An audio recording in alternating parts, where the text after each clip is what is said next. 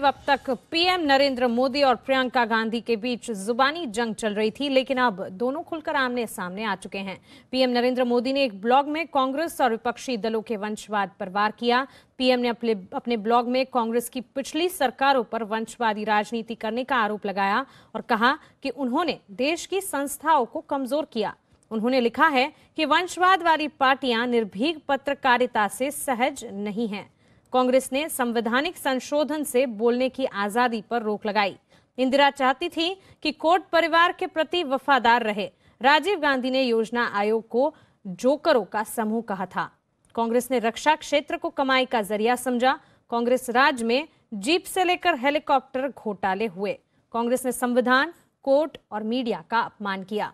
कांग्रेस की सोच खाता न बही, जो कांग्रेस कहे वही सही वाली रही है। पीएम मोदी के वंशवाद वाले आरोपों पर प्रियंका गांधी वाड्रा ने भी पलटवार किया है। प्रियंका ने आरोप लगाया कि बीते 5 सालों में बीजेपी ने तमाम संस्थानों को बर्बाद करने का काम किया है। वे हमें जितना प्रताड़ित करेंगे, हम उतने जोर से लड़ेंगे।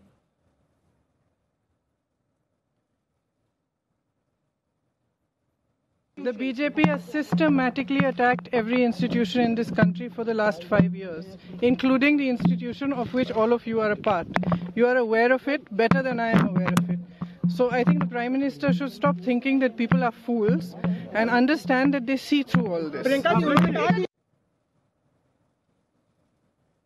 इस जुबानी जंग के बीच कांग्रेस नेता ने पीएम मोदी के खिलाफ विवादित बयान दिया है। तारिक अनवर ने कहा है कि मोदी का कोई वंश नहीं है, जिसका कोई वंश नहीं होता उसे क्या पता वंशवाद के बारे में। नरेंद्र मोदी जी शायद इसलिए बोल रहे हैं कि उनका कोई वंश रहा नहीं। जिसका कोई वंश ही ना हो वो कैसे ये बात कह सकता है। ये तो सारी दुनिया में हो रहा है। कोई ऐसा मुल्क नहीं है जहां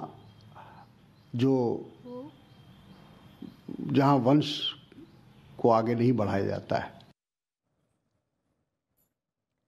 वंशवाद की इसी कड़ी में बीजेपी नेताओं ने वंशवाद पर निशाना साधा है। बीजेपी नेताओं का कहना है कि राजनीति में वंशवाद होना जरूरी नहीं है। बीजेपी में कोई वंशवाद नहीं चलता। देश की सेवा और देश की 125 करोड़ जनता मोदी जी के वंशवाद है। वंशवाद की चर्चा की है कि वहां परिवार से बाहर कोई व्यक्ति नेता या अध्यक्ष नहीं बन सकता, तो वो उस कांग्रेस के उत्तराधिकार की बात कर रहे थे जिसने सरदार पटेल, मौलाना आजाद, राजेंद्र प्रसाद, लाल बहादुर शास्त्री, सुभाष चंद्र बोस जैसे नेताओं को पैदा किया। वो कांग्रेस कहां गायब हो गई है? आज एक परिवार में सिमट गई है जहां व्यक्तिगत क्षमता गौण है, आपकी विरासत क्या जरूरी है। लेकिन पीड़ा की बात है, इसके खिलाफ कांग्रेस पार्टी के कुछ नेताओं ने हमारे प्रधानमंत्री पर जो टिप्पणी की है, अस्तरहीन, बेबुनियाद और शर्मनाक, कि प्रधानमंत्री जी कोई वंश नहीं है।